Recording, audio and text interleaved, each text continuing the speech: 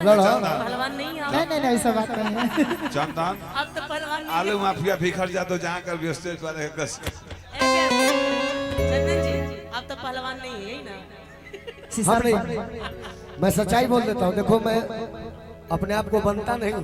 ये तो है। गायकी में पुराने विधा में आगे है हमसे, यस आगे है ये। हाँ है। हम नयका संभाल ले, कबो कबो पुरनका संभाल ले। ये कहीं पुरनका बड़ा होता पुराना विधा में आगे है हमसे, खुल के बोल रहे हैं। बिखर जादव की तरफ से हजारों हजार का पुरस्कार। हम इससे इसलिए गाते हैं ना कि हम सीख लें, तो वही मैं भी सीखना जानो। अरे बहुत पुराना कलाकार हम यहाँ के सीखना जानो बबीता जी। चलिए कहेगा भैया दक्षिणार कहिए होल बड़े जवान का करबो। हजारों हजार का पुरस्कार बिखर जादव जी आलू माफिया का तरफ लालू माफिया आलू माफिया सॉरी बबीता जी को। हेलो कहेगा आइए औरत बड़ी भाव से अपने सैया जी से कहत है ए राजा जी ए सैया जी का रानी जी। अरे हुआ गौना करा के हाँ आ जाते तो क्या करी हुए अनु जातो तारा से छोड़ तारा में से हट के कपे भी जाता नहीं। चल जाइबो। जाई औरत बड़ी भाव से कहत है जाइबे तो जो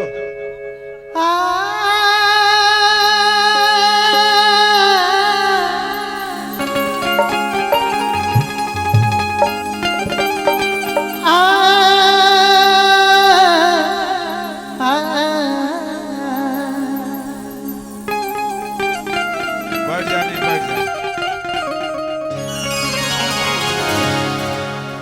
औरत विरह के भाव लेके कहती है औरत विरह में गिरह के फेरन भी। तू चली जाइबा तो हम जियब कैसे हो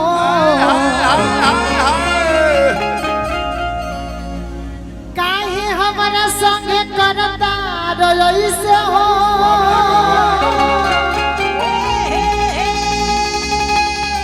आ तू नहीं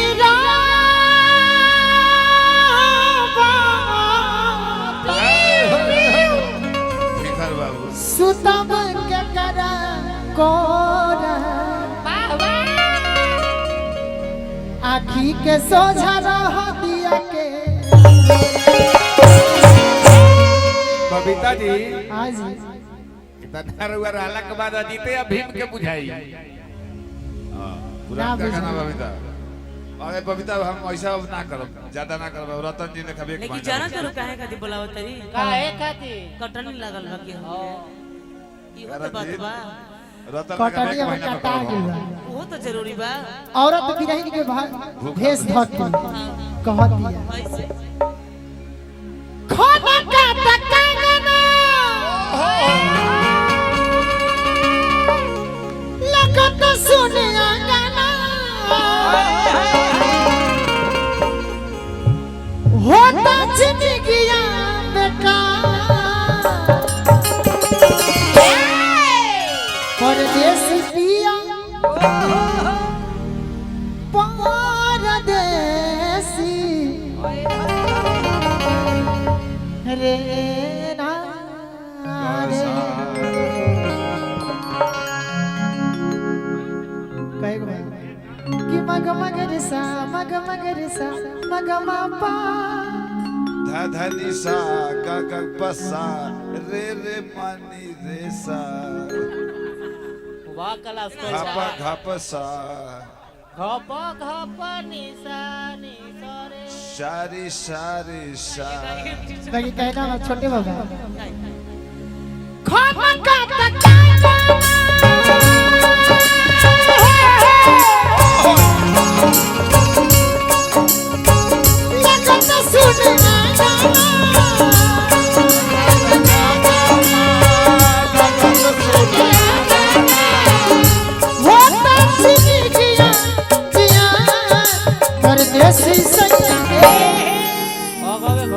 बैठा बैठा स्केल थोड़ा परदेसी सैया तोहरा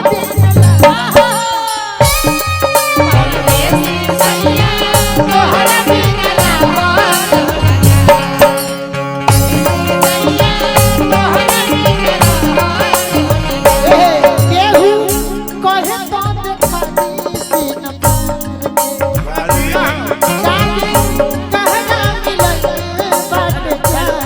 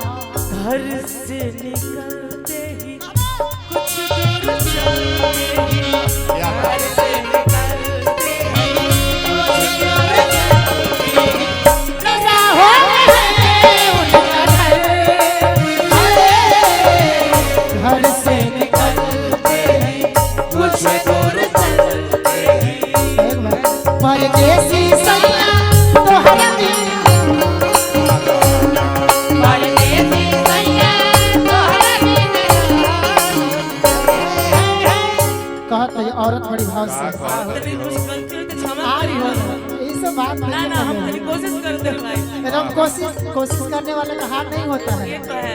एक जीवन ही संघर्ष है। नहीं मैं आपके साथ कोशिश कर रही हूँ। चलिए बाकी औरत कहा तो कैसे कैसे कोयली के धूप सुनिए के उठे दिल में तोहरा बिना राजा जिया पानी मुश्किल में